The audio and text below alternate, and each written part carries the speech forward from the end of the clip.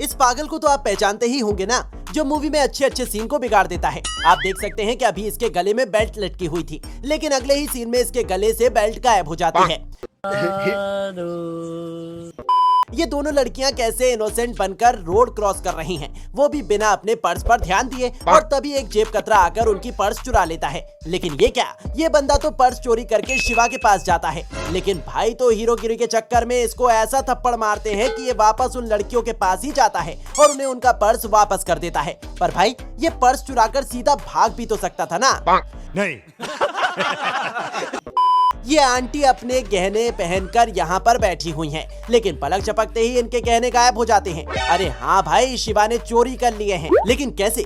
Movie में सामान को इतनी जल्दी गायब कैसे कर लेते हैं ये? कोई बताएगा हमें? अबे मुझे क्या पता, मुझसे पूछता रहे बे।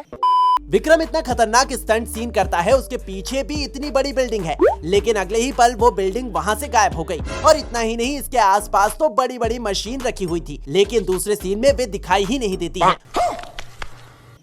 भाई, इन लोगों ने तो मोटा पैसा चोरी किया था, लेकिन जब ये बंटवारा करने बैठे, यहाँ पर तो 2 पैसों की गड्डी और थोड़ा सोना दिखाई दे रहा है। लगता है चोरों के पास से भी किसी ने खजाना चुरा लिया। अच्छा। सोनाक्षी को देखते ही अक्षय को क्या हो जाता है, ये तो अपना सीडी मोड प्ले कर लेते हैं। मतलब देखो कैसे पहले जूम करते हैं, फिर वॉल्यूम बढ़ाते हैं और फिर झट से पहचान लेते हैं कि वे इस लड़की से पहले मिल चुके हैं। ये क्या है?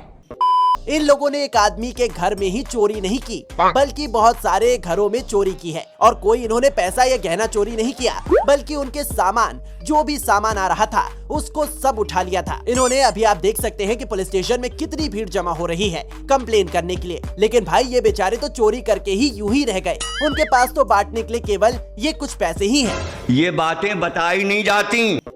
शिवा एक झटके में ही इस बंदे का फोन चोरी कर लेता है। मतलब जब तक उस बंदे को पता लगेगा ना कि इसका फोन चोरी हो गया है, तब तक तो भाई गायब हो चुके होंगे वहाँ से। लेकिन यार एक बात समझ नहीं आ रही, शिवा फोन चोरी करके लाता बाद में है, लेकिन ये दुकानदार पैसे निकालने के लिए पहले ही जेब में हाथ डाल लेता है। मतलब इसको कैसे पता लगा कि अभी पैसों की जरूरत पड़ेगी? विक्रम जब इस बंदे के पेट में हथियार मारता है तो ये बिल्कुल सीधा खड़ा हुआ है, लेकिन थोड़ी देर बाद ही ये टेढ़ा हो जाता है, लेकिन फिर से दिखाने पर ये तो फिर से सीधा खड़ा हो गया। ये क्या लॉजिक है? इस सीन में तो विक्रम के सिर पर बिल्कुल भी खून नहीं दिख रहा है, लेकिन अगले ही सीन में इसके सिर के ऊपर तो बहुत सारा खून लगा हुआ है। भाई इतनी जल्दी किसने मार दिया इसको? अबे मुझे क्या पता, मुझसे पूछता रहे बे। आप देख सकते हैं कि ये कार ब्लास्ट होकर ऊपर जाती है, लेकिन भाई ये तो नीचे आना भूल गई। मतलब इस कार को नीचे आते हुए तो दिखाया ही नहीं गया। वैसे आपने देखा क्या इस कार को नीचे आते हुए? नहीं। तू एक लड़की के लिए आज से अपना धंधा बंद कर देगा? आज से नहीं, कल से। शिवा इस बंदे से कह रहा है कि वो कल से चोरी बंद कर देगा, वो भी एक लड़की के लिए। लेकिन भाई इसने तो उसका फोन भी अभी लौटा दिया। भाई तू कल से चोरी बंद करने वाला था ना? मुझे नहीं पता करना। 2G के पीछे पुलिस लगी हुई है, वो बेचारा अपनी जान बचाने के लिए भागता है। आप देख सकते हैं उसके दोनों हाथ खाली हैं, लेकिन जैसे ही वो रूम के अंदर एंटर करता है और पुलिस वालों को डराने की कोशिश करता है, तो भाई उसके हाथ में ये चाकू कहां से आ गया? ये क्या हो गया? ये क्या सुन रहा हूँ मैं? यहाँ पर कुछ बच्चे क्रिकेट मैच खेल रहे हैं। आप देख सकते हैं कि पीछे एक बंदा साइकिल लेकर खड़ा हुआ है, लेकिन अगले ही सीन में वो बंदा वहाँ से गायब हो जाता है। मतलब वहाँ पर तो कोई भी नहीं है।